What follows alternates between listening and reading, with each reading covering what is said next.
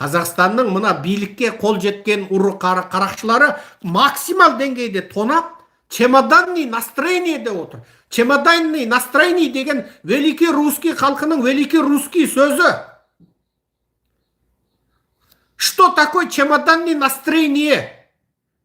Это слово из великий, очень великий русский народ, очень великий коррупционный сөз. Чемоданный настроение деген сөз бүкіл байлықты буып түйіп, чемоданда түйіп, бүгін қашам, ертең қашам деген настроение.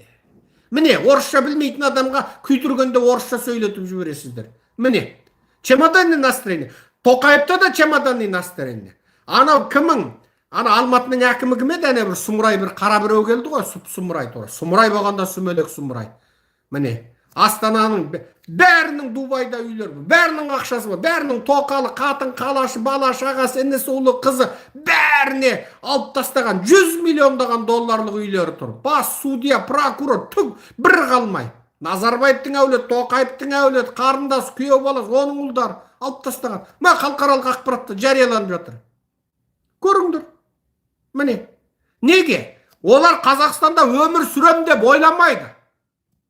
Олар бизнесмендер, олар қарақшы, бандит бизнесмендер. Бүгін 1 миллион тапты. Бір күн өтсе аман, қазақтар көтерілмез деп бүйтіп дірілдеп отыр олар. Бір күн аман есен өтті, шіркін, бүгін 2 миллион болды. Ертең шіркін көтерілмесін мына қазақ. Мына Маралдың атып тастау керек шығар. Маралдыны барып бір ушашып қырып тастау керек па. Құлсарыны да жойып, картадан өшіріп жіберу керек. Мына Жаңаөзен деген бір бәле болды бар ғой. Жаңаөзенге бір Қытайдан бір сұрап отырып, ақшасын төлеп бір ауру тарап, тек бірін қалдырмай Жаңаөзенді қырып тастау керек еді. Осылар қайта көтеріледі деп отыр. Олар тіпті керек десе мына батыстағы кіші жүздерді бірақ жойып жіберу керек еді деп отыр олар. Неге? Кім бе, бәріміз отырсақ, тәуба, Құдайға шүкір. Болат Назарбаев 1000 қазан палау пісірді міне. Былтыр жедік қой Болат Назарбаевтың 1000 қазан палауын, 10 000 адам. Тәуба, шүкір енді. Енді 1-2 жылда тағы бір 1000 қазан палау берсе, болды, тәуба, жылына бір палау жеп тұрмыз деп отыра береді қазақ. Міне, қазақтың менталитетін біледі. Сондықтан чемодандарын буып тиіп, тоқал-соқалдарына, қатын-қалаштарына 100 миллиондаған долларлық үйлерді алып беріп қойып міне. Дариға Назарбаева Шерлок Холмстың үйін сатып ақ қойып. Шерлок Холмс, Донан Койлдың шығармасын білесіздер ғой? Шерлок Холмс. Соның 1801 жылғы үйін Дариға сатып ақ қойыпты. Міне. Апаңның құлағындағы бір тал сырғасы 200 миллион доллар. Апаңның бір тал сырғасы туалетте отырғанда ағып кетсе, бітті 200 миллион доллар кетті. Апаң ішіп ап коньяк тұрады ғой ол қатын. Деп ән айтады, Қытайдан келген бір қатынмен бірігіп. Міне, 200 миллион доллар сырға тағады. Отырсың сен, 200 долларға зар болып. Сондықтан аштық болама, ойбай секе бір видеода ұн қымбаттайды, азық-түлік қымбаттайды, бензин қымбаттайды, жанармай қымбаттайды депсіз, сол рас па дейді. Мен өтірік айттым, әзіл айтыппын, ойбай әзіледі, кешек айтқаным деп мен сөйледім бе мұны? Сол рас па деген не сұрақ ол? Мен айттым ол. Менің болжалым. Әрине, Құдай сақтасын, жамандықтан сақтасын. Міне жерде біреулер әлден қарғап жатыр екен, жағыңа жылан жұмыртқаласын деп. Жағыңа динозавр жұмыртқаласын деп айтсаң да бәрібір жұмыртқаламайды жағыма. Жыланың да, динозаврың да, кесерттің де жоламайды маған. Мен қазақты сақтандырып отырмын. Коронавирус тарайтын кезде айттым ба? Айттым. Ауру келе жатыр дедім. Қырлық қалды ғой. Парацетамол жоқ, қырлық қалды ғой. Кәдімгі антибиотик жоқ, қырлық қалды ғой. Антибиотик болса, денең ұрсаң айту, дене қуатыңды, жаңағы ауруға төзімділігіңді арттырады. Сол жоқ. Обезболивающий жоқ, қиналып өліп кетті. Тыныс алдыратын аппарат, жайшылықта бір 4000-5000 теңгенің аппарат, сол жоқ. Қолдан дефицит жасады ғой. Қырылды ғой қазақ, қынадай қырылып қалды ғой. Не бір қасқамен жайсаң кетті. Ол ковид деген қай жерің әлсіз, сол жеріңе ұрады. Жүрегің әлсіз бе, жүрегіңе шабады. Өкпең әлсіз бе, өкпеңе шабады. Асқазаның әлсіз бе, асқазаныңа шабады. Осы жолғы мысалы мен Калифорниядағы кезде тағы ковидтің бір сериалымен ауырдым. GN1 ма? GN1 деген аурумен ауырдым. 24 сағат ауырды. Артынан бұл атаңан өледі, не сұмдығы мынау, не деген бәле деп сайттан қарасам, Америкада тарап жатырған ковидтің омикроннан кейінгі бір түрі екен. Омикрон деген, қаншасыншы сериал болып кетті, міне. Ол атаңа нәлет енді ауыртқанда тура, енді арысы күрісі болып енді. біраз жақындарыңа қош айта бастайды екенсің де енді. Біттен бірдеңе кеп қалды деп жаңа қарайды екенсің енді. Қанатты періште оң жағымнан келе ме, сол жағымнан келе ме деп үміттеніп, калимаңды айтып, дайындалып, ойбай деп жаңа сөйтіп.